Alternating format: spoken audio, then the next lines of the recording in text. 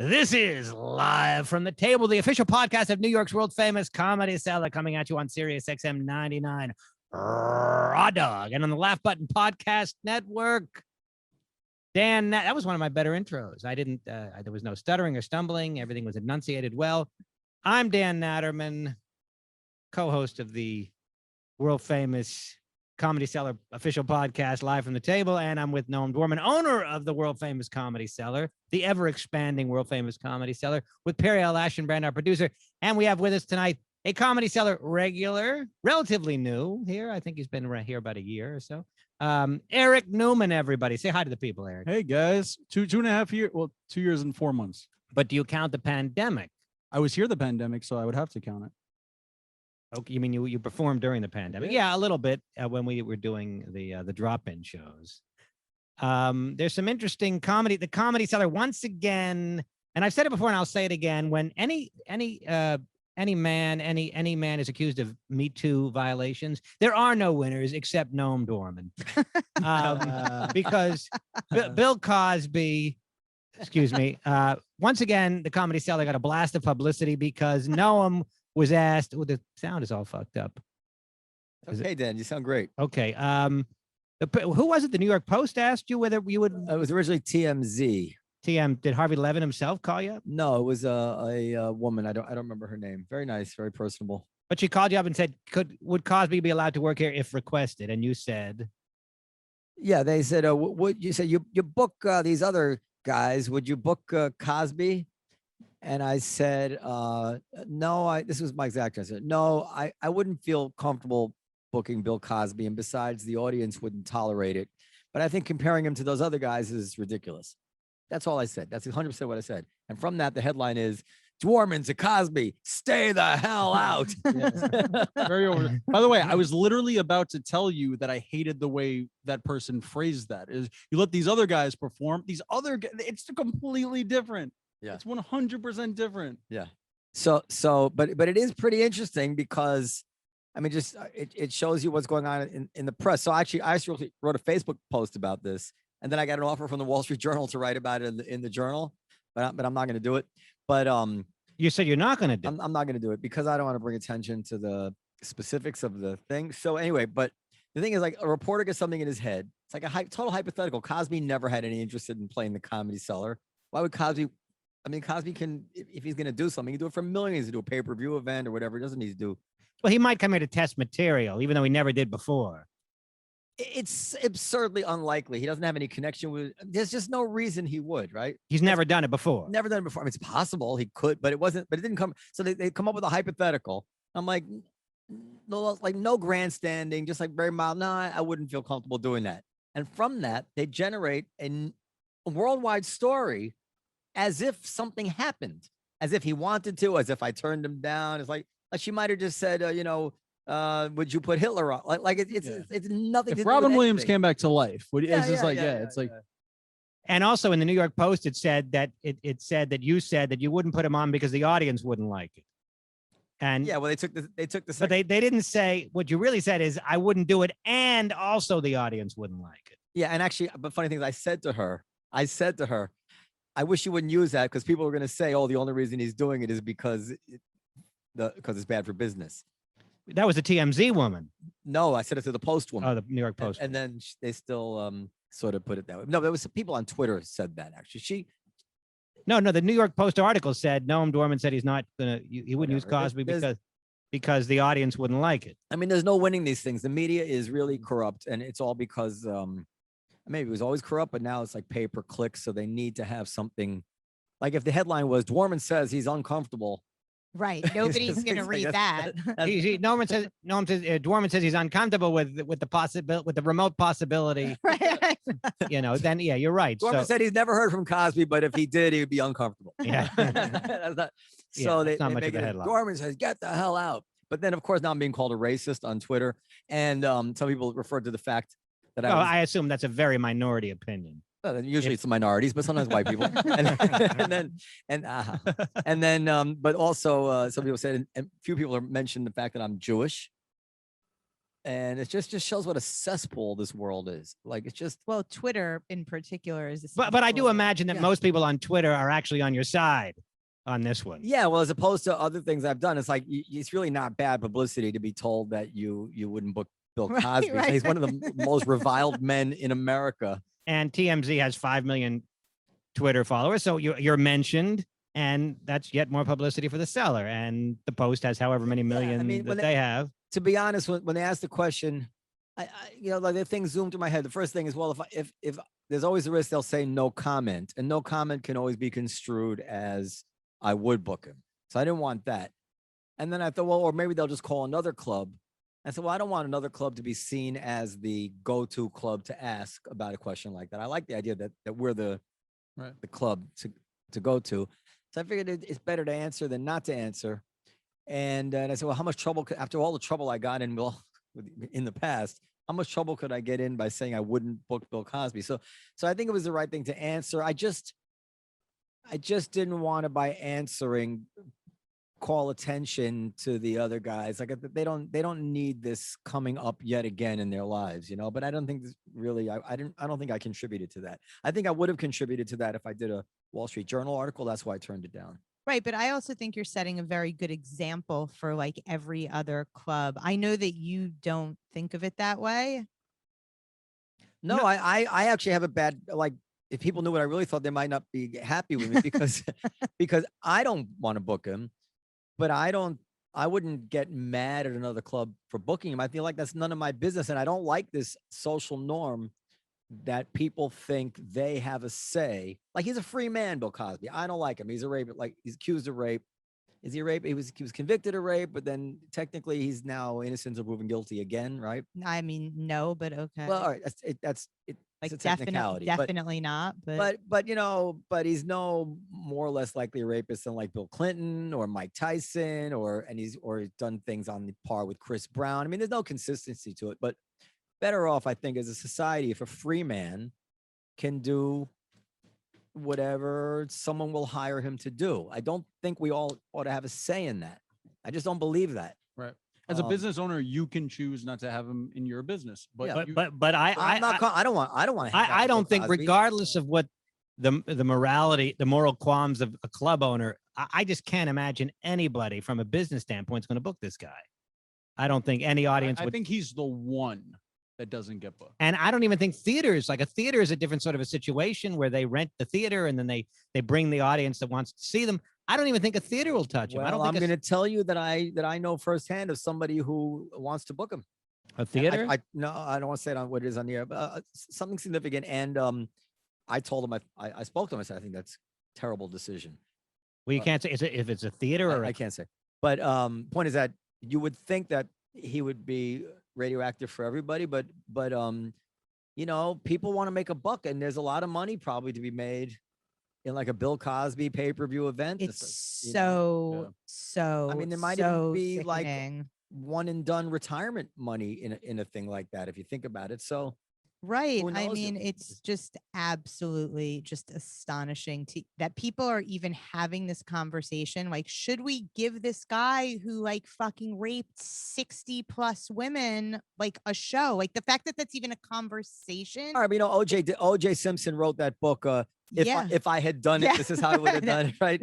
And that got published. No, I thought that was Judith Regan, wasn't it? She put the kibosh on that. No, it was published. I mean, you can buy it on, I don't know. I mean, whatever. It's like, yeah, maybe she chose not to publish it.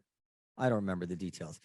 But I like having the conversation, though. I think the conversation is necessary, even if it's a completely, in one, 99% of the conversation leads in one direction and the 1% has a different take on it. I like that we're talking. So okay, but so then to that end, where's the line? Like, if he had raped 60 children, like, is then it not? No, okay? I know. I know you're not saying that, but like, as a conversation piece, the fact that people are considering booking this guy for whatever reason, like, where is the line? Look, there should be no line, because I liken it to the exclusionary rule in the law, which, that's when happens with some regularity, where somebody is a murderer and the evidence is obtained illegally, and then the conviction or the evidence is thrown out and they're not convicted, right? And we know why that is, because the social norm is important and we tolerate it. And it's also similar to the idea of 1,000 guilty men go free rather than one innocent man be convicted. So, once you start encouraging private actors to make these decisions, to hold people accountable, it's just going to spin out of control. And they're going to start like they were, listen, when we put Louis on, you had people attacking our waitresses on the subway. I know they were holding them insane. accountable. No, it's not the same thing. But I said that's insane. Right. It's also. insane, but it's an inevitable part of that kind of social norm where people think that there should be societal punishment beyond the institutions that are set up to punish people, civil and criminal law. So in my opinion, as much as it's distasteful for Bill Cosby to sit in a restaurant or Bill Cosby to perform somewhere, I think we're better off if we could just all learn to say, okay, he's free and he can do whatever the fuck he wants. I don't have to book him. I don't need to sit next to him. But because otherwise you think it's going to stop at Bill Cosby? It's open season and it's inconsistent. Like they won't do it to Bill Clinton. They won't do it to Chris Brown. They'll do it to Cosby. It's like, it's all a bad idea. We don't need, it's just not the end of the world. We can just like we tolerate a murderer going free when the evidence is, when the cops torture a confession out of somebody, whatever the reasons are, or they going without a warrant, or whatever the reason is that we find out these things. Somebody's free, they're free. And we should be proud of that as a society. We're much better off that way. It's ridiculous to think that everybody should just, try to make sure that if we think somebody's guilty, we think Cosby's guilty, no, right? We know he's guilty. No, yeah, but I mean, no, he was convicted actually in this particular case. And I guilty to some degree. He was convicted, but the conviction was turned up. But let's say he was guilty and he did his time. What about then? Like it's just, why? Right. I hate why that your logic is so sound. But why do we have this thirst for blood? I hate to use the term, but it is virtue signaling to some degree. We can survive if free people can go to restaurants and work. It's like, we can know that he's a horrible person. I don't want to hire him, but I'm not going to start boycotting the place that does want to hire him. I get it. I know. There's no end to that. There's no limiting principle to that.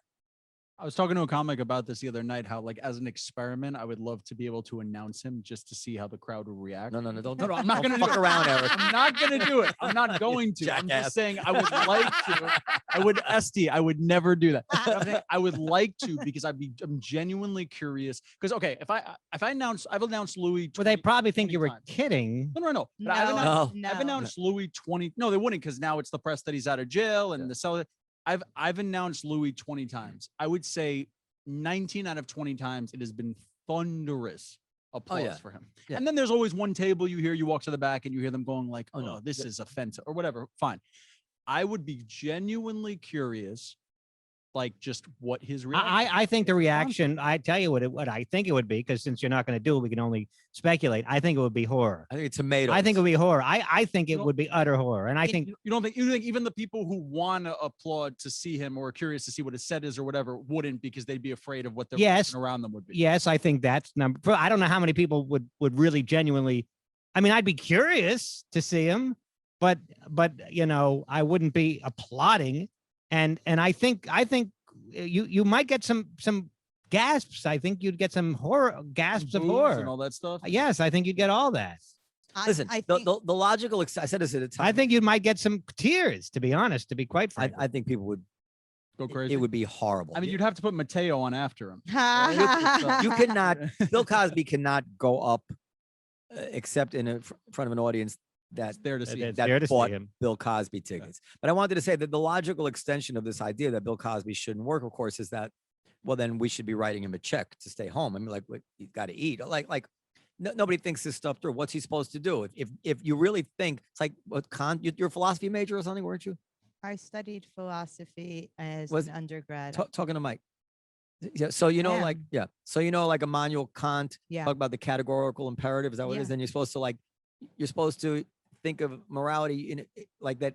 whatever it is for yourself, if universal to everybody. Yeah. So if we think about the fact that I think nobody should book Cosby, therefore, I think I shouldn't book Cosby, therefore nobody should ever hire Cosby. Okay, well, what is that? So now what? So now Cosby, Well, I mean, I think that if you've raped 60 women, you sort of lose your right. So I'm saying, okay, to, right, but do if, a lot of things. right, but I'm saying if we think that nobody, if there's a person out there that nobody should do any commerce with, he shouldn't be allowed in the store. No, nobody should interact. Now the government has to support him, right? No. Or he should just starve to death. Sure. I'm saying, okay, it's frustrating because No, you but have to think these things through. No, I don't actually. Well, I don't really. Yes, no, you're right. You don't. By the way, just to clarify, And our next guest is a just to sexual, clarify, evolution. Noam is obviously Bill Cosby's at no risk of starving. Noam's saying if that's a general principle, and if somebody that doesn't have money Right. is released from jail under those same circumstances, and nobody will hire him, then should the government? I get, well, he would be qualified for government benefits. So, I under mean, those and circumstances. let's say Cosby figures out how to do a pay-per-view event, and he needs Amazon Web Services to, and Amazon Web Services says, no, we're not going to let you buy bandwidth. Like it's, Great idea. No, I wouldn't agree with that. We don't need Amazon Web, because now they've set themselves up as some sort of enforcer here. Is Cosby the only bad guy on planet I Earth? said I hate that your logic yeah. is so sound. But what happens is like what happened with Louis, right? Like, again, I just want to clarify. I don't think these are close to the same situations. But what happened with Louis is when he got canceled, FX pulled out his show, right? And then all of a sudden he wasn't seen anywhere. You couldn't find him anywhere, on a streaming platform, anything. Just because one network decided it, every network followed suit, right? Right. My question is, if you, as a representative of the Comedy Cellar, the best comedy club in the country, in the city. Go ahead. Okay. The best comedy club in the city. The world, Eric. The world. Well, no, but I'm just using New York as an Shut up. example. You go ahead. If you said you would book Cosby, okay, do the other comedy clubs follow suit? Because the Cellar's the gold standard, right? So how influential do you think your decision is? It's interesting because if I said, and by the way, I would never book Cosby, like just to, but anyway, if we said we would book him, the other clubs would have two options. Either they could try to do it under the cover of the fact that we had kind of normalized it, or maybe more smartly, they would use that as a way to distinguish themselves from in other words, to help bring us down. But we are the non-Cosby club. You should not be going to the Comedy Cellar. I think that's what they would do. That's what I would do. But that's what I'm saying. I think it's setting a very good example. The other thing that I think the three of you should know is I think you're woefully underestimating how little people give a shit that women are raped. I think that the crowd, I don't think you're right about the crowd. I think people would be totally fine with Cosby. I think a lot of people would be. I think they're barely fine with Eric Newman. I think very. I've done way worse. In my defense, I've done a lot worse. But but we're waiting for our guest to arrive. I just want to briefly discuss Eric Newman's role here at the Comedy Cellar. He is an MC. Yeah, an MC is a comic. Can I just be a comic who goes first? Well, you MC the show. I do MC the show. Now, I happen to think I do it very well. You certainly do. But do you wish to no longer MC? Are you saying? Are you? No, I actually love the Cellar's the only club I host where I host, and I actually love hosting there. And also, I've developed relationships that I never would have developed if I wasn't there the whole show, bringing every comic up, everything. Well, don't listen. If Cosby, the thing is that just reiterate. So when Louis came in the first time, I definitely would have put him on, but they didn't tell me. They just put him on. Like I didn't know about it. People didn't believe me. Like I woke up the next morning and found out that my world had just totally changed. Like seriously, totally changed. But if Cosby should walk in and I'm not there, Eric, I just want to let you know. Can't put him up. I cannot put him up. Do not put him on. No, okay? I'm not here tonight. But he can eat in the restaurant. He is authorized. He's allowed to eat in the restaurant? Listen, even though that's not Eric's call, as a hypothetical. I don't even know legally what I don't want him eating in the restaurant. I don't know, but I definitely feel like can he wear can you give him a disguise? You can eat here, but you got to wear this. I don't know legally what our rights are about turning people away, actually, to tell you the truth. And that's a tough one because in principle, like remember they asked Mike Dukakis, you're too young, but Mike Dukakis was running for president, and he said he's against the death penalty, and he's like, he's the first guy I ever voted for, Mike. And they said, well, you're saying if your wife and daughter were raped and killed, you'd be against the death penalty. He goes, yup, I'm against the death penalty, and it tanked him in the election. Like people were like, you're not supposed to say that, like, but he was just saying, what he was saying was like, if I'm against the death penalty, then I have to be against the death penalty, even if it's something horrible in my own family. He was trying to be consistent, and people didn't respect that. So I'm trying to be consistent. I do think that free people ought to be able to do commerce in society and public. They should be able to go into a store, go into a restaurant, rent a car, whatever it is. So TMZ is going to pick this up. Yeah, but so you understand? Welcome in restaurants. I don't think it would be a good idea that there's pressure now to identify people. Say this person can do no business with anybody. I can't go into a restaurant. Well, he's not coming to the restaurant because you don't have the Jello pudding. Okay, but I got a Jello pudding in there. But but when push came to shove, would I try to keep him out? I might. I don't know. I don't. Please, no Bill Cosby in my life. I don't need this. What about just New Joke Night? Well, that's up to Will Sylvans. That's not. He hasn't done comedy in a while. I believe that Will would probably want to put him on, and he'd stay on stage with him. And I don't know. I shouldn't say that, but I don't know. Well, maybe we should have Will or some of these other guys. Is the guy here? You have the intro? I got the. Well, hold on. Now let me get the intro. I want to get it right. Because it's kind of my. About this side makes my shoulders look. My shoulders look almost as big as Eric Newman's, but I'm wimpy. But look at that. Does that mean you're calling me wimpy? No, I'm saying like it's something about the side. The camera adds 10 pounds. Camera distortion makes me look almost masculine. Okay, David Buss, are you there? Where is he? We'll see him when he's. Noam's very excited about this guest. I don't know much about him, but if Noam's excited. Okay, so here I am. David Buss, how do you do? Well, you had a bit of an echo in there. Oh, sorry. I don't know if you could. No, that sounds like that's an acoustic. It's okay. You sound godlike. Well, let me. I try. Can you turn him up a little bit in the booth there? Let me give you a proper introduction, David, because our Raw Dog listeners may not know who you are. David Buss, everybody, professor of psychology at UT Austin, which, by the way, my nephew just graduated. I don't know if he was in any of your classes or not. And he was also taught at Harvard and the University of Michigan. This guy's all over. This guy's a big deal. And considered the world's leading expert on strategies of human mating, and one of the founders of the field of evolutionary psychology. He's got a string of books that you can find online, including The Evolution of Desire and The Dangerous Passion, Why Jealousy is as Necessary as Love and Sex. That sounds like a good one. Please welcome to our podcast, David Buss, everybody. Yeah. Thank you. Hey, glad to be here chatting with you, man. That's an accent of some sort. Is that Canadian by any chance? No. Indianapolis, Pittsburgh. Midwest. It's a very pilot voice. Like you have like it seems like you could be like a pilot. All right, so let's get into it. So Periel, you're not going to like this at all. No, that's what I'm here for, right? Because maybe she will. Well, let's see. Mr. Buss has written a book. Essentially, I'm going to encapsulate my own, but obviously you're probably going to correct me, saying that most of the differences between men and women are inborn and genetic, and most of those differences are kind of the cliche differences that we have always thought they were. Is that kind of correct, sir?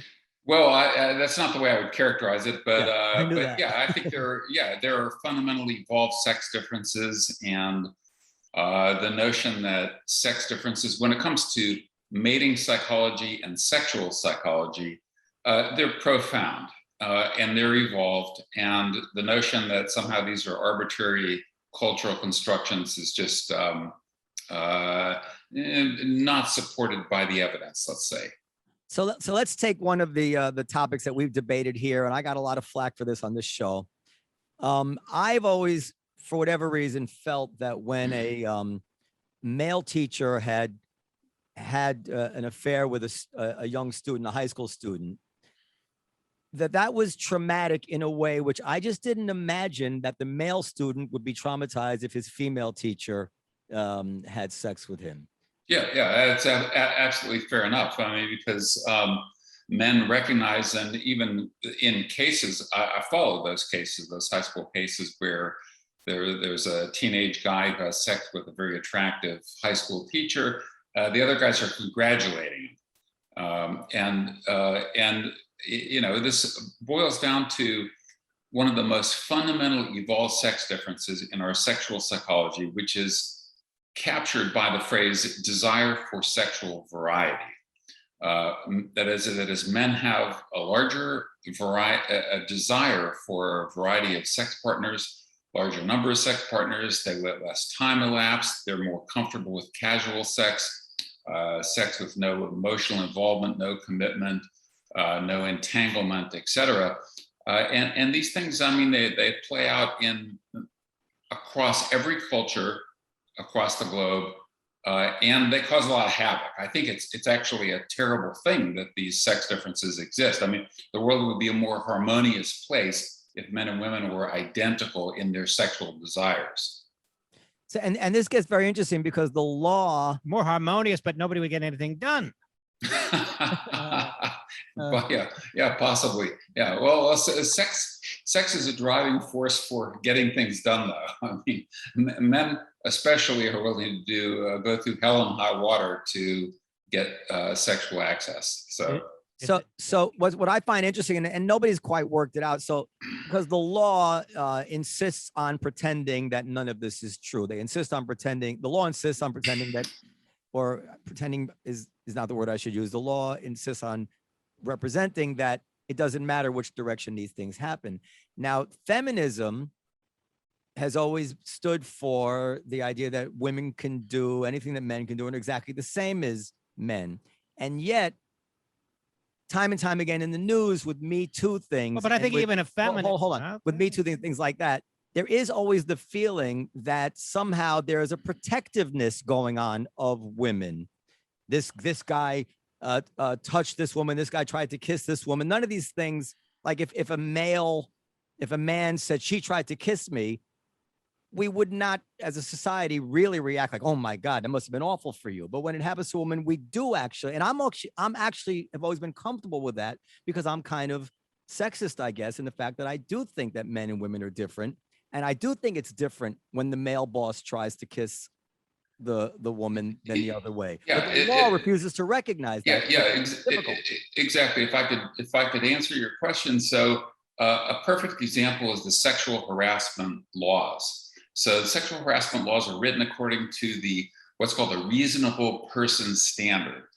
But it turns out that exactly the same pattern of sexual behavior, so leering, touching, grabbing, cornering, things that men are more prone to do, especially some subtypes of men, would a reasonable person view these as harassing?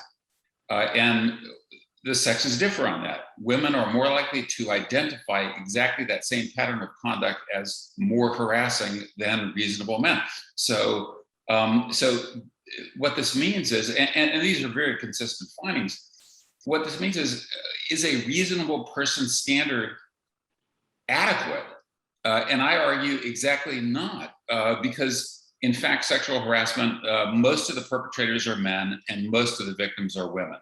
And so, you know, when women get in positions of power in the workplace, they tend not to sexually harass men the same way that men or some men sexually harass women. So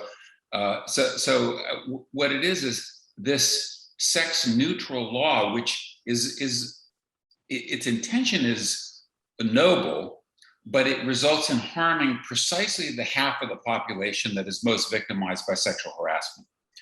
So I argue that the science of our sexual psychology probably should be reflected in our laws and policies around things like sexual harassment and sexual assault. I agree. The irony is that, like, I want to say, listen, men are creepy and dangerous and can't be trusted. And I think the law should be grown up and recognize that, and societal norms ought to recognize that. And then feminists will say, how can you say such a thing? We're just as creepy and dangerous as you are. I'm like, okay, I'm sorry, forgive me. I didn't mean to offend you by saying men were creepy. Okay, but it's important to identify that it's not all men. And so my book, When Men Behave Badly, is not a male bashing book. All men are not creeps. All men are not rapists. All men are not sexually harassers. What we've identified in my book is the subset of men who are most likely to be sexual harassers and sexual coercers. That is, men who are high in what we call the dark triad personality traits: narcissism, Machiavellianism, and psychopathy, combined with a dispositional pursuit of the short-term mating strategy. You get those four elements combined, and a small subset of men are serial sexual harassers or coercive. Maybe just define those terms: Machiavellian, psychopathy, and narcissism. Yeah, sure. So narcissism, I think everyone knows what that means, but the other one, well, not everyone, but narcissism is actually a really interesting personality variable. In that, most people have an intuitive sense of what that means. So these are people who have a grandiose sense of self. They think, if they're male, they think they're God's gift to women. They have an inflated view of their own intelligence, attractiveness, and desirability to women. And importantly, though, they feel a sense of entitlement, and that includes sexual entitlement. So that's narcissism. Machiavellianism are people who pursue what I call an exploitative social strategy. So these are the liars, the cheaters, the deceivers, etc. And then psychopathy is a personality trait, and these are normally distributed, where one of the hallmarks is a lack of empathy. So most normal human beings, when someone gets hurt or a dog gets hit by a car or a child skins his or her knee, we feel compassion for the pain that they are experiencing. Psychopaths do not. They might laugh when someone gets hurt. It's like the empathy circuit that is characteristic of most normal humans is absent in psychopaths. So you combine these dark triad traits with a short-term mating strategy, and this small minority of men commit the vast majority of acts of sexual harassment and sexual coercion. Now, what about, I want to see what Periel has to say about all this, but what about this? And don't take this the wrong way. I'm just going to repeat something that's out there. I'm agnostic on it, but it's very common that if a man is very promiscuous, people will say, oh, that, he's the man. He's a healthy dude. But if a woman is very promiscuous, people speculate that she's damaged in some way. She has father issues, that something is wrong under the hood that would lead a woman. It's like slut shaming, right? That would lead a woman to want to go have a different sex partner every night. What about that? Yeah, so that's a good point, and I discussed that at some length in the book under the topic of sexual double standards. So yes, there is a male versus female sexual double standard where males are given a pass for even things like infidelity. He cheated on his wife. Well, it's there was a movie, I can't remember the name of it, but he said my hormones. It's my hormones that made me do it. I got a lot of hormones. So and of course, there's something to that, but there's also something not to that. But there's another sexual double standard that I talk about in the book, which is the me versus thee sexual double standard. So, okay, if I do X, if I have a little oral contact with someone else, but not if my partner does. And it turns out this me versus thee sexual double standard, that women are very similar to men in holding that me versus thee sexual double standard. So there actually are multiple sexual double standards, and it's not just men versus women. But you are correct in your observation. We've shown this cross-culturally that women sustain greater reputational damage from exactly the same pattern of sexual conduct that men do. But is there also a grain of truth to the idea that if a woman is highly promiscuous, that maybe that maybe that indicates, a sadness or some sort of psychological issue that it doesn't indicate in a man? Or is that's been a widespread belief, but a recent study published by some colleagues of mine show that that's not the case. That is, that there are, of course, you get psychologically damaged men and women who pursue a short-term mating strategy. But there's no evidence, for example, that women who pursue a short-term mating strategy, in my language, suffer from lower self-esteem than women who pursue a long-term mating strategy. Dave, what if a woman said to you, she was, say, 25 years old. She said that she's had 200 partners. She's not a prostitute. She's just had 200 partners. And a man that's 25 years old said, I've had 200 partners. What would you say in each case in terms of how you would view that? Hurry up and go get an HIV test. Yes, exactly. That's a wildly above average for men or women. But here, and this boils down to an issue that you raised at the very beginning, which is evolved sex differences in our sexual psychology. And that is that a man who is able to have 200 sex partners is a man who is either very high in status or he's one charming dude, whereas a woman will have no trouble. A woman could go out within 3 weeks and have 200 sex partners if she wanted to. Men can't unless they have certain qualities associated with status or charm. Well, so just that very fact shows that if a man and woman have the same number of sex partners, a normal number of sex partners, that means that the woman has been actually foregoing a lot of sex, where the man may have been having 100% of the sex that he could. Well, you know what I mean? He's turning down sex all the time. But women have a lower desire for sexual variety, meaning a variety of different sex partners. But didn't you just say that? Take it easy, Dan. No, I'm just saying. Didn't you just say when Noam asked you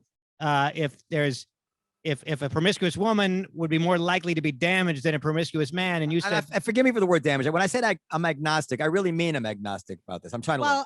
But didn't you say that actually your colleagues have discovered that that's not the case, that a promiscuous woman is not necessarily damaged? Yeah, that's correct. But you're also saying that women have less desire for variety. On average. So these are on average sex differences. So, and that's an important qualifier. So yeah, there are 10% of women who pursue a short-term mating strategy, and they're very, to use the cliche, very male-like in their sexual psychology. Okay, so you're saying those women are not necessarily mentally ill. They're just outliers on the variety scale. Yeah, that's right. Or have a more male-like sexual psychology. So I used to make an observation. Maybe I did this in college even, that when like a couple wasn't working out and they would agree to see other people. And my observation was that the man would go out and see other people, and the woman would have agreed that she would also see other people at the same time. But basically the woman would still see only this guy, and she would just kind of cry about it. But I would just notice right away that the woman would agree to it because she kind of had to. Yep. But really, I often felt she was just trying to hold on to the guy, and the guy would go out and have his way. Is that right? So that's a signal of what I call in the book mate value discrepancy. So if the guy's higher in mate value than the woman, then women will allow the guy to do things. And polyamory is another example of exactly that, where women will go along with that in order to keep the guy. Yeah, but we do need to hear it from Eric, because he is a coxman of the highest order. This is a stud right here. That's not where I wanted this to go at all. But and he's damaged. He's a rare combination. I'm definitely damaged. That's more better true. But I wanted to explore. Well, first of all, I was just gonna second what Noam said, because I was gonna bring this up right before he said it. I went through a breakup. I was in a 6-year relationship, and I got caught cheating. It was sexting. It wasn't the highest degree of cheating, but my ex slept with somebody within the first month of us breaking up. I knew I had I knew this was going to happen continuously, so I didn't fight for the relationship. I definitely could have saved it, and I decided to pull back. And so she like slept with someone and then called me and told me about it, which is like, okay, clearly you're not doing this for the sex. You're doing this to tell me about you having sex. So that was very clear. And I also wanted to sort of explore this idea of sexual harassment and creepiness. Obviously, sexual harassment is more of the, I guess, definitive term, and creepiness is more of a loose, I guess, nickname. But how much of creepiness, because I talk to a buddy of mine about this all the time, how, like, it's hard to put a percentage on it or whatever, but from my experiences, it seems to me like women tend to use the word creepy when they're being hit on by either someone who they don't want to be hit on by, right, or in a scenario where it's just uncomfortable. The woman knows the guy's married, or something. Right. Or so the first class is what I would call low mate value guys. So and women are more easily sexually disgusted than men. This is another sex difference. I mean, huge magnitude of effect. So women, on average, again, this is an on average, prefer sex within the context of a meaningful relationship. Whereas men are more comfortable, in contrast to most women, with impersonal sex with no context, no involvement, no psychological entanglement. And so the creep factor, though, is basically low mate value guys. So one example that I talk about in the book is we did a study where a guy makes persistent sexual advances even though the woman says no. But the guy is the guy a janitor, a rock star, a boss, a colleague, etc. And what we find is that the status of the guy, the job he holds, affects that creep factor. So if he's a janitor, women are more repulsed than if he's a rock star, for example. But this gets to the issue of women's preferential mate choice or selectivity. Women are just more selective when it comes to sex than men. And this is a fundamental principle. This goes back to Darwin's theory of sexual selection. Present company excluded, Periel. Can we, by the way, bring it around? Because we are a comedy club. So if we can bring things around to comedy, that's always a plus. Yeah. Well, everybody says that women love funny men. Is it true, or do women like men that are successful comedians because they're successful, or is it the funniness itself that's attractive? And if so, why? Okay, well, that's a great question. It depends in part on the type of funniness. So, if it's foolish, clownish, whatever, not as good. But the ability to make other people laugh is actually an absolutely fascinating thing, and it signals one, mind reading ability.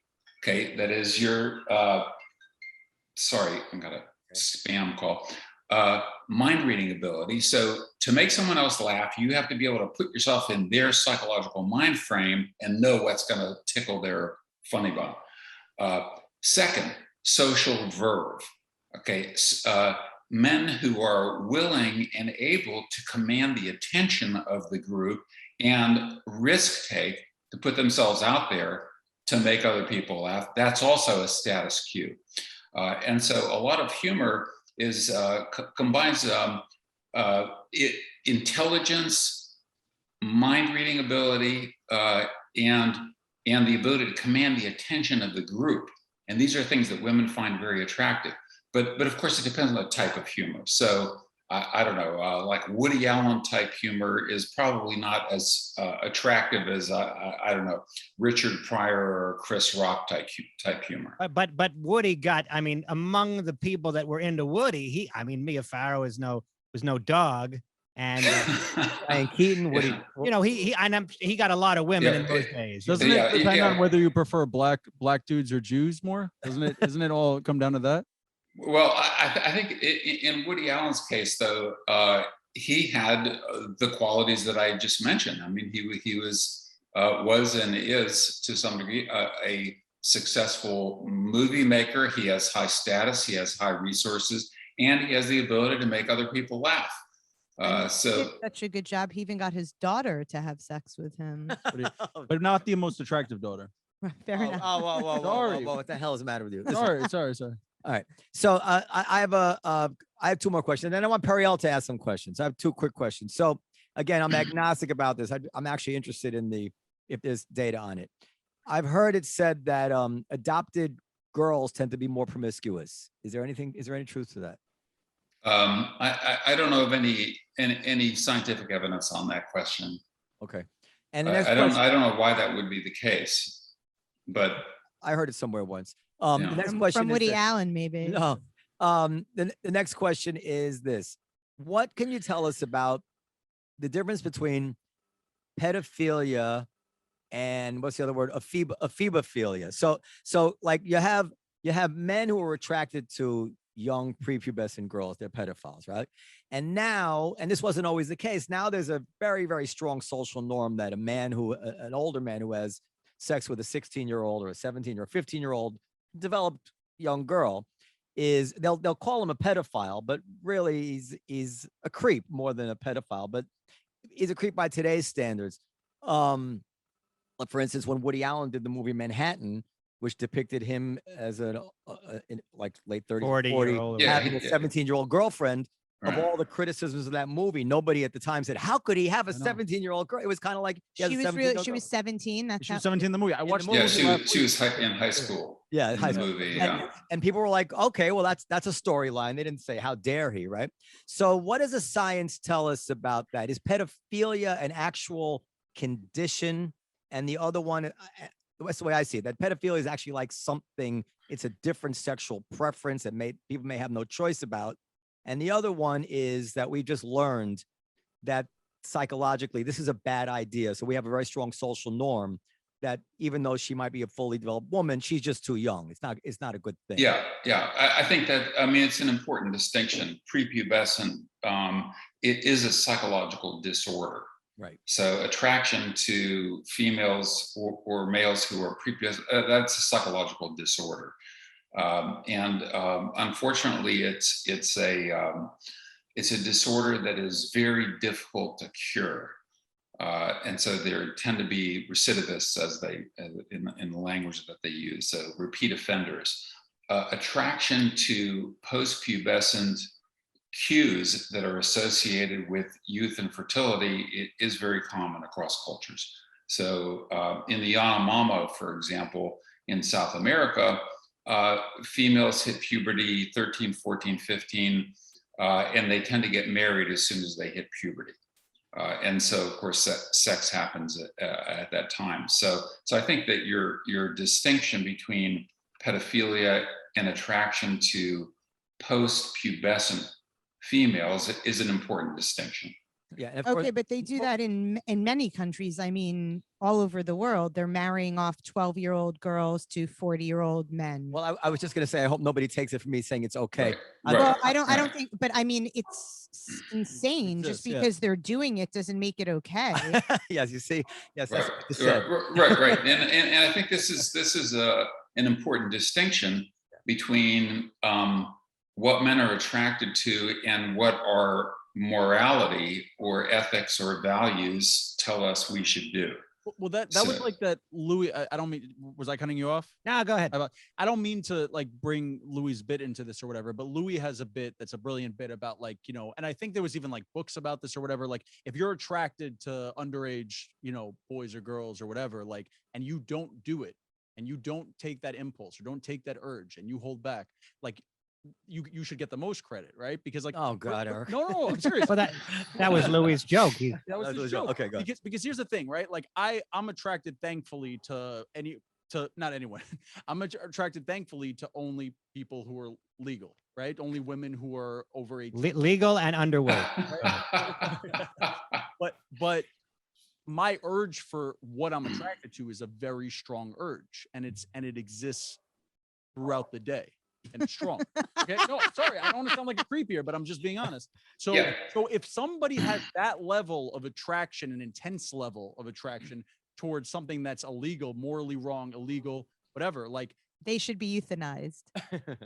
or castrated, well, or so- chemically just castrated. a great deal of discomfort to deal with on a minute-to-minute basis. Right, and that's what they do. They chemically castrate Well, a lot of those. Do you concur that chemical castration is the appropriate solution? Well, I don't have an appropriate solution, but I think there's the issue that you raise is the distinction between desire and expressing it in actual behavior. We desire a lot of things, if we expressed all of our desires, including sexual impulses and homicidal impulses, the world would be a crazy state, right? I mean, for every sexual desire, for every homicidal impulse, we have thousands of these for every one that is expressed. And so fortunately, we inhibit the expression of those desires in behavior. So that's an important distinction. And, and that's partly where morality and ethics and values come in. Okay, but what I would say is that there's a way in which men suffer. And I'm sure you've all heard of this phrase, the rage of the incels, the involuntarily celibate guys.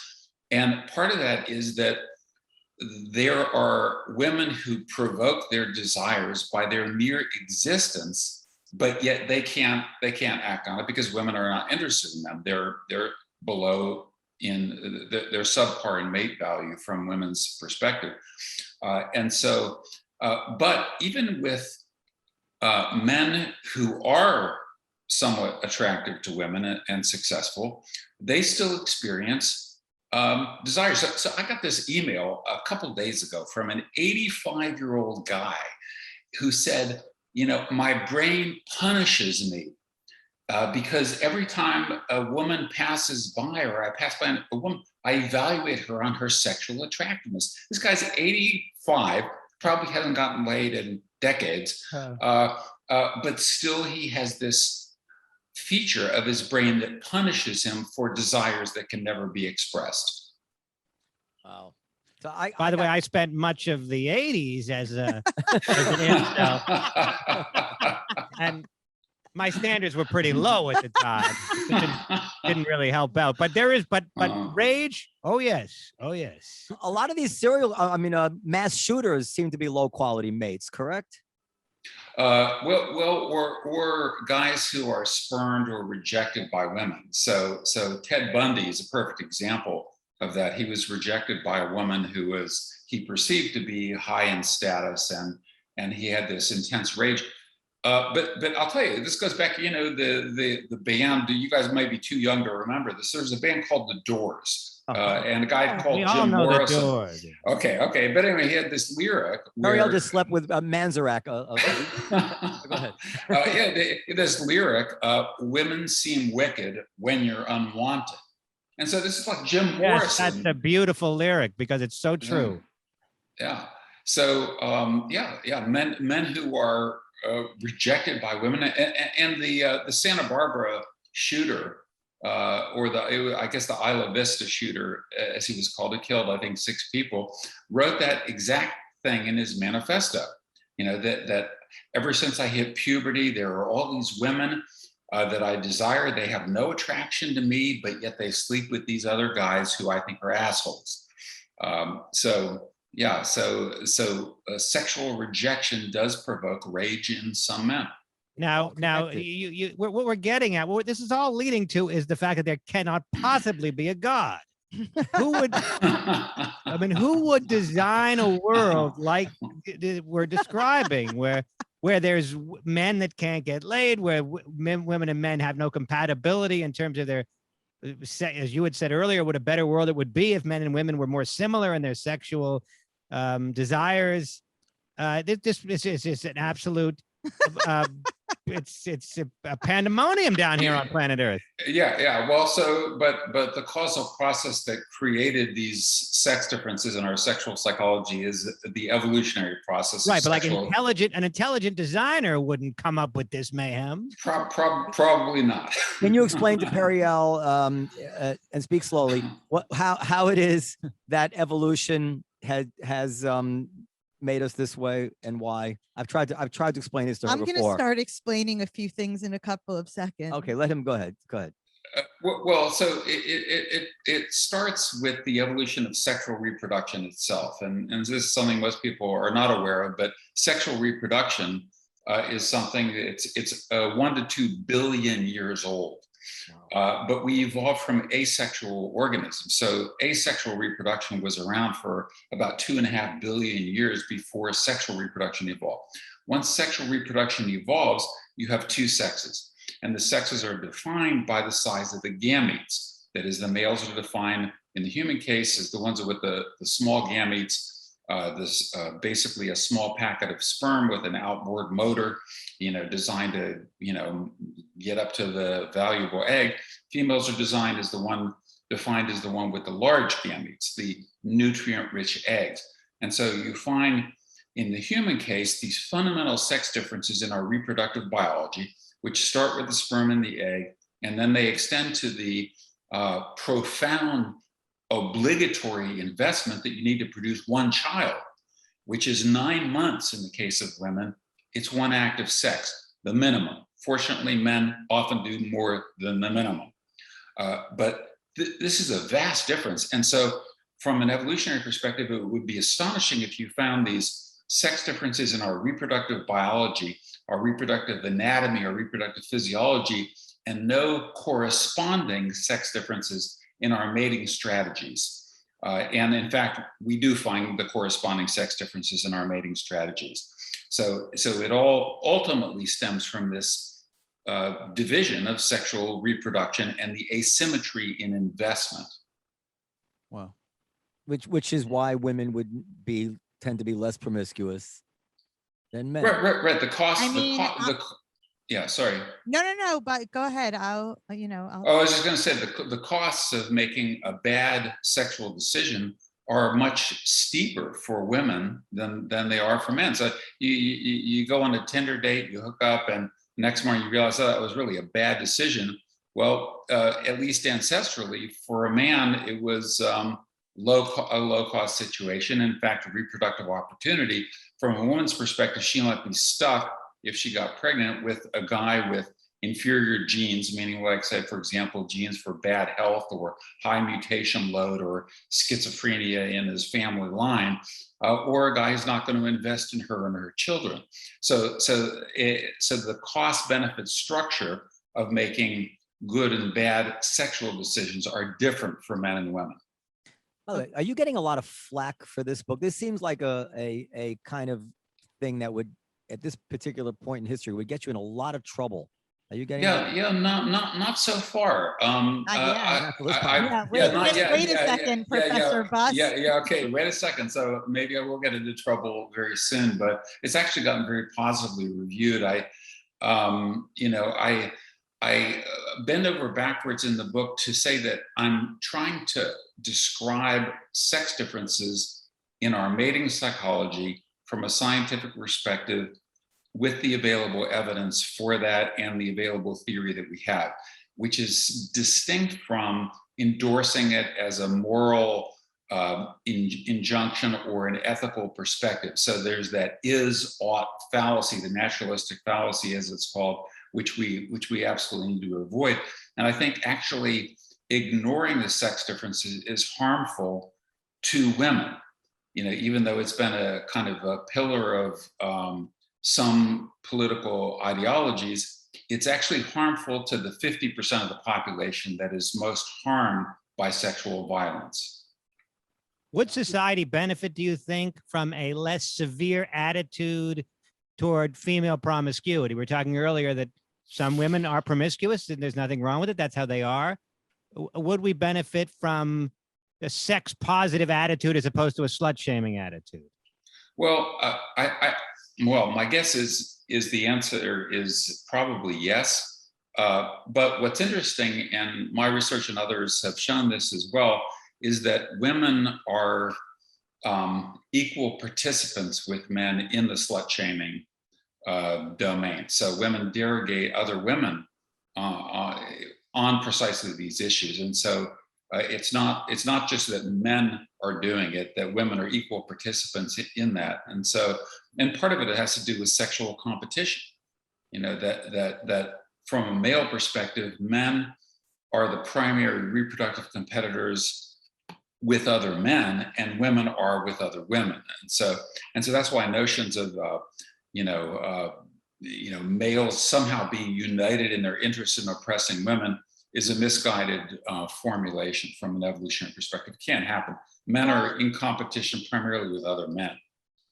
Well, I mean, there's no end to internalized self-hatred. I mean, the word promiscuity doesn't exist other than as it relates to a woman's sexual behavior, right? So I think that in addition to what you're saying, I mean, there seems to be something very important that's being left out, which is the fact that we are socially conditioned from the time we're born that this sort of behavior is acceptable for, and also I think it's important that we're talking about, I think, cisgender heterosexual behavior, and nothing else is even, I'm not talking about your book. I'm just saying in terms of the judgments of these behaviors.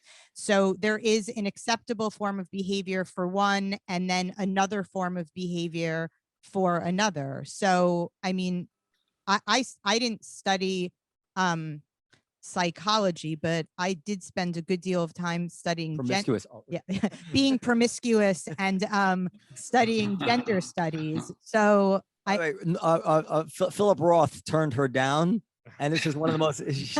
She was feeding Philip Roth cherries. No, Philip Roth was feeding me cherries. Feeding her cherries, and then he wouldn't follow through. And yeah, this has shaped her. But it did, it was a good chapter for my last book, so I'm not complaining too much.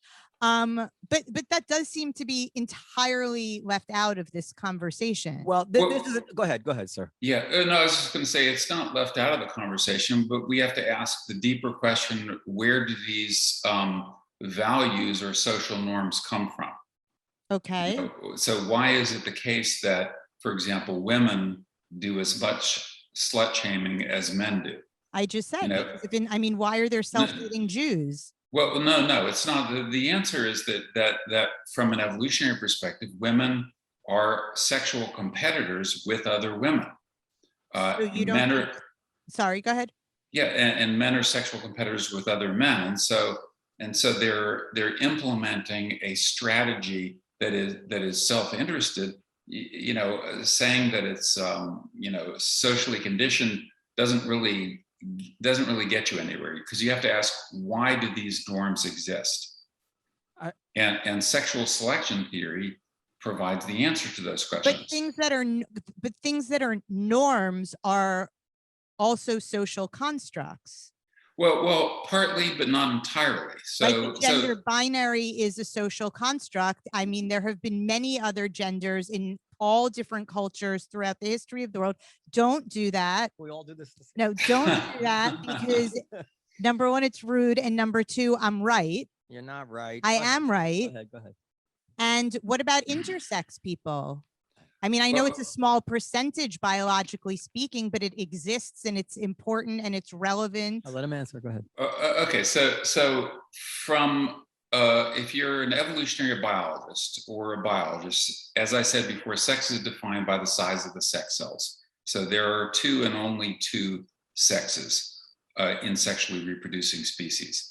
An intersex is a different condition. It's a developmental condition that is partly a result of a different hormonal bath that the individual develops in. But biologically, you can identify whether they're male or female by the size of the sex cells. Developmentally, are there deviations from the binary? Absolutely.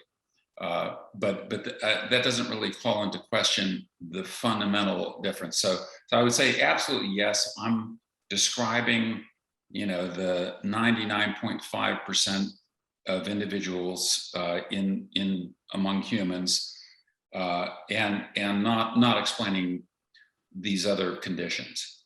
Well, I mean, I think the social construct thing, I have a couple of things I want to say, but the social construct thing seems to me to just not hold up. And one of the obvious examples to me, although maybe it's something I'm missing, is that if you see a very young boy acting like a woman, very feminine, people will say, oh, I think maybe he's trans. But if it's just a social construct, you say, what do you mean? Why would he be trans? He's just acting like a woman. What does that have? Why would that be any indication that he's trans? Because the way you're acting is just a social construct. I don't think that people would say that if you or the contrary is like if you saw a boy who was acting like just all boy, nobody would ever suspect him of being trans. I don't agree with what you're saying. I don't think that's true. First of all, I know plenty of boys who are gay and are super macho. But even gay, it's very common in a gay world to have a lot of very feminine acting. So if I could just jump in here. Please. To in my view, I mean, saying something's a social construction is not really an explanation of anything. Okay, of course, the way we interpret the world is we interpret the world through our brains, through our psychology, and so forth. The issue is, what are the causal origins of the phenomena that we are trying to explain? So saying it's a social construct, I mean, you could say everything is a social construct, but nothing's a social construct. So in my view, it doesn't, invoking that label without specifying the causal process that you think led to that condition or phenomenon doesn't really account for anything. Well, I think she believes it's like we're just a clean slate, and the very concepts of femininity and masculinity don't exist except that we've taught them to people. Right. And we know that blank slate position is incorrect. Yeah. Isn't that really the way so common now that science, people like you, we had Robert Plomin on, and science is finding out more and more that everything is just baked into us in one way or another, while at the simultaneously elite opinion is veering more and more towards the idea that everything is just environmental and societal, and we can just influence people to be differently in every aspect of themselves. And there's a big conflict there. It's as if one side just has their hands over their ears and is not listening to what the other side and their research is showing on a daily basis. Yeah. So I think there is a conflict between certain ideologies and the scientific evidence, bearing on those issues. So it's been a little bit frustrating for me because the purpose that I set for myself in writing this book, When Men Behave Badly, is precisely to reduce conflict between the sexes and specifically to eliminate sexual violence toward women, which is, I think, the most widespread human rights violation in the world, because it occurs in every culture, period. And it affects not only 50% of the population, but affects everyone who cares about the women who are victims of sexual violence. And from an evolutionary perspective, what sexual violence does is it bypasses female choice. And what I argue is, like, we say, we should have freedom of speech, freedom of the press, freedom of peaceful assembly. And what I argue is that a fundamental human right should be freedom of sexual choice. That is that men and women should have the freedom to choose when, where, with whom, and under what circumstances they have sex. And male evolved sexual strategies sometimes attempt to bypass female choice. And so in the book, I talk about sexual deception, intimate partner violence, stalking, sexual harassment, sexual coercion. All these are forms of sexual violence that bypass female choice. All right, we got to wrap it up. I got to buy this book. My last question, and I'll go around the table real quick.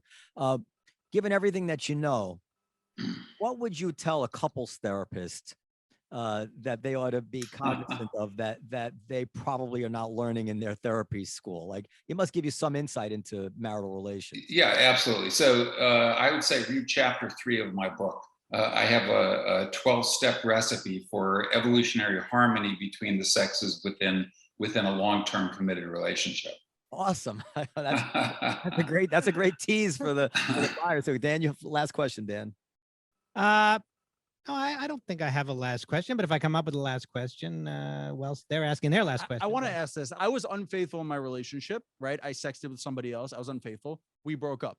I do not think it is right. I think you should 100% be honest in relationship. Whatever you want, I think you should be 100% honest about it. And that big misstep is what cost me a lot of pain and grief and suffering and suffering that I Get to the question. My question is, I don't have a question. You just feel better to get that off your chest. I feel a lot better than the same question. My question is, did this just help me emotionally? Right. So I do talk about sexual deception and men intentionally or unintentionally misleading women into believing that they are more invested, more involved, more psychologically or emotionally committed than they really are is a very common strategy. I've often thought that it's interesting that from a moral standpoint, what could be more, very few things are more immoral than telling a woman you love her and having sex with her and then saying, yeah, I just, and not meaning it. And yet it's completely legal. There's no law against it, even though it's far more immoral than many things. Probably than, if I walked up to Eric Neumann and punched him, I mean, I don't pack much of a wallop, but theoretically, that would be illegal. And yet telling a woman, I love you and taking her to bed, and then in the morning be like, beat it. Yeah, right. Well, that's why there's a distinction between morality and ethics and the strategies that men and women deploy. Periel, we didn't actually hear enough from you. I'm sorry about that. No, it's fine. My only thing that I want to say is that I categorically do not think that we start off as a blank slate. Okay. I mean, that makes me sound like I really know nothing. And even though I know that you think that, I don't want the professor. I don't want to keep the professor, but we had, like, one of the big arguments we had. She actually believes the following. She actually believes this, that if I am a heterosexual man, it should not matter to me whether the woman I sleep with has a penis or not. It should only matter to me that she identifies as a woman. And I've told her, actually, it's the opposite. I don't care whether the woman I'm sleeping with identifies as a man. As long as she has a vagina. But she thinks, she actually believes this crap. Like, and I'm like, no. That was your phrasing. I totally disagree. I literally, look, this happened to me recently. I was showing this my buddy a picture of this girl that I went on a date with, and he made the comment that, like, oh, she looks like she could be trans or whatever. And I feel bad that I did, but I kind of freaked out over it. Like, I was just like, oh, I can't help how things affect me. Like, I don't, and I also can make the choice about what I'm okay with dating. Well, what if you didn't know? The whole basis of being heterosexual is that you're attracted to a female. Yeah. Well, but I submit that if you're attracted to a woman with a penis, you're even more heterosexual. You love women so much that you don't care if they got a penis. Anyway, okay. So that's what I'm up against. Anyway, do you ever get to New York? I do, actually. Before the pandemic, I mean, I get to New York usually a couple times a year. Oh, well, we would love to have you come down to the Comedy Cellar. Do you drink at all? Absolutely. Oh my God! He's from Indiana. What kind of dumb question is that? You'd be the best drinking partner ever. But I would love to invite you down to the club and see a show and hang out and tell us. Yeah, that'd be great, man. What we really think. You're a bourbon man, and my name ain't Dan Naturman. All right. Okay. Well, let's do it, man. That would be a lot of fun. This pandemic has not been kind to the traveling issue, and I miss New York City. Oh, that would be fantastic. And there's a lot of, we have a lot of intellectuals, as it were, people, writers and journalists and stuff who hang out down here. I think you'd really enjoy it. So anyway, thank you very, very much for coming out. Let me get the title of the book right. What's the title of the book? It's When Men Behave Badly, The Hidden Roots of Sexual Deception, Harassment, and Assault. Just like the fun parts of human mating. Available everywhere fine books are sold. So thank you very much, Professor. And Okay, I hope we'll see you in New York. Bye. Yeah. Thank Professor, you. nice to Okay, meet you. thank you. Great talking to you all. You as well. Too. Take care. So I guess we'll say it. Maybe I just want to exit him and then, or he can stay and listen. But go ahead. Oh, I saw it. Speaking of all this, all what we're talking about, Jim Norton. I never watch comedians, Right. but it bores me. Yeah. But Jim Norton, I find fascinating because he's doing something that other comedians were doing. Most of us were doing shtick and jokes and well-crafted jokes in my case, I think. But Jim is just the raw honesty is just something that most comics aren't doing. And he talks about, well, the professor's still here. He talks about being attracted to trans women. And actually he said, I don't want to do his joke, but basically what he poses the question, does that make me gay? And his answer is ambiguous in that regard. But he's saying, you're again, I don't want to do his joke, but he's tackling that very question, whether being attracted to trans women makes him gay or not. And it's just sort of a fascinating. I mean, have you seen him do that? I've spoken to him about it. I asked him about it. I said, Jim, but she's naked, and naked, it's indistinguishable from a man. Like she's just a man, a naked person with a penis. I said, how is that not gay? And he says, you sound like me in the mirror. But That got Professor Buss out of he here really fast. But yeah, listen, I don't know if it's gay, and of course, I think we all agree. Who cares? You do whatever makes you happy. That's obviously we all believe everybody should do whatever they want. I mean, I've tried to explain this 100 times. It's not about your genitalia. It's that's crazy talk. No, it's not. But let me ask you a question. Wait, can I ask you a question? Yeah. Would I be judged? I think I would be judged by a fair number of people for saying, let's say the girl I went on the date with was trans. Yeah. Right? And let's say she got an operation, didn't get an operation, whatever it is. Like, I think I would be judged by a large number of people if I didn't want to pursue dating her, but I'm allowed to pursue dating whoever You're I allowed want. to do whatever you want, but Can I tell you why this is crazy talk? So obviously crazy talk. What you're saying. Have you noticed from an engineering point of view, the relationship between the penis and the vagina? Have you noticed anything? Is there any coincidence there to that? Like on the drawing board. Do you know it? I could ask you the same thing about the penis and the anus. Let's say they draw the penis first. Yeah. Now, we're going to give this to the man. Now, let's see. Let's get the engineers here. What should we give the woman? Well, why don't we give her the same thing? No, that makes no sense because the penis is how the man's going to be looking for pleasure. What about the asshole? My point is that. My point. What about the anus? Yeah. Yes, I understand what you're talking about. It's not relevant. My point is that the vagina is obviously created to be a self-lubricating, perfect receptacle for the penis. Yet sometimes I prefer a hand, I'll be honest. Yeah. And not only that, but it also is the pathway to reproduction. So to think that a man would not, that the normal situation would not be that, of course, he's attracted to a human with a vagina, A, because the vagina is actually created to receive the penis, and B, the human race would discontinue if not for that attraction. The human race would not continue. This is crazy talk. Okay, so what does that make? What does that do to blowjobs? I mean, you're too toothy. It's not the tooth. Very few women can do that right. I think God beat himself up about the blowjob. He didn't see that coming. Right. you know, the blowjob is like the same thing with how like you give your kid a present, and he opens up the present, it's really expensive, and then he rather play with the box. Right. That's what God's like. It's like, I gave you the vagina. Why are you playing with you're playing with the box, you idiot? Like the present is sitting there. Like, I mean, anyway, you'll catch on eventually. But you get you'll my, eventually come around. You don't get my point. Obviously, no, it's I don't it's get your encoded. The problem with that last part of your argument, though, is that that's the same thing that people say about a gay couple, about a heterosexual, about a gay two men. What about it? That they'll be like, oh, well, you know, it's not. It'll end the population if everybody. Well, if everybody were gay, it would. Like a fundamentalist right-wing Christian without logic. He's not saying it's morally wrong. He's saying to say that a man is attracted to a vagina is right-wing fundamentalist Christianity? Have you lost your fucking mind? Well, when you're saying that, isn't it obvious that like God created the vagina? No, he was kidding because about it's the God because he doesn't perfect- believe in God. the Evolutionarily. perfect receptacle. I'm saying, what about anus? Like, what about anal sex? Anal's not the perfect receptacle. Well, it'll I do in have a pinch. A lot of people who would respectfully disagree with you.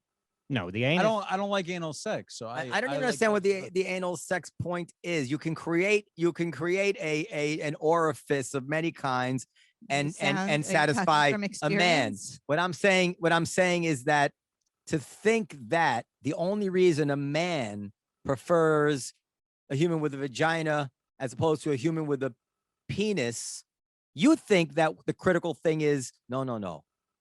It's important what they're thinking. A normal heterosexual man is attracted to the woman or the human who is thinking. Their psychology, they're thinking they're a woman. They're identifying as a woman, and that's what a man is supposed to be attracted to, as opposed to the obvious thing, which is we're attracted to each other's body parts. Okay, so what about a post-op trans woman who has a pussy and you wouldn't know the fucking difference? Yeah, I might. You know what? Give me a few drinks. I might. I mean, Why do you need a few drinks? Because the knowledge might still. Well, what if mess you with didn't me. know? What if you didn't know? Yeah. Well, if I didn't know, I wouldn't know. Yeah. It went on for a year, and then you found out. I'll go on record. I'll be a man. I will be honest and say if I can't tell physically, even if I know intellectually, that if I knew that somebody looks, that looks beautiful and is a woman in every way, but she has an XY chromosomes, I wouldn't care. No. But I mean, that's the only thing that makes sense, Dan. Like, that's the only logic that makes sense. But I've also humped my pillow. You could date. Like, why can't if gay people are allowed to date whoever they want, like if we support the fact that gay people are allowed to date whoever they want, and get married to whoever they want, why can't I have my own opinion about what I'm attracted to? Of course, Eric, can. you know how stupid what she said just was? No. Let me tell you why it's stupid. Let's say Periel says, I am not attracted to Noam at all, or anybody who looks like Noam. And I say, well, what if Noam presented exactly like Brad Pitt and you fucked him? Aha, therefore you are attracted to Noam. That's ridiculous. You feel like you're attracted to Brad Pitt. Do you feel like Brad Pitt right now? No, but I'm saying, like, if you get exact, that's your logic. Like, if I could pretend, if you could take a dude and give him a vagina, and by the way, and it was a perfect vagina, and you had no idea he was ever a dude. Aha, you see, that's not her point. That's making my point. No, you're saying that the thing that you're attracted to is you don't care how somebody identifies. You want tits and pussy. That's what you just said. Put it that way, yeah. Yeah, I mean, that's what you said. Also, Periel, there is a that's right, of course. That's what I'm doing. But there is a big difference between accepting someone who identifies as a woman and then also saying, like, okay, maybe personally for me, that's not like I'm not like it'll bother me or whatever it is. Sure, but I'm talking to his point of physicality. That's the only thing I'm talking. I feel like to. we're kind of points that need to be made have been made, and if either we talk about something else or we I just want to say again, I cannot believe she actually believes this stuff. Well. Okay, anything else? And our next guest will be Bill Cosby. Any comments from the engineer? No? Okay. Good night, everybody. Thank you very much.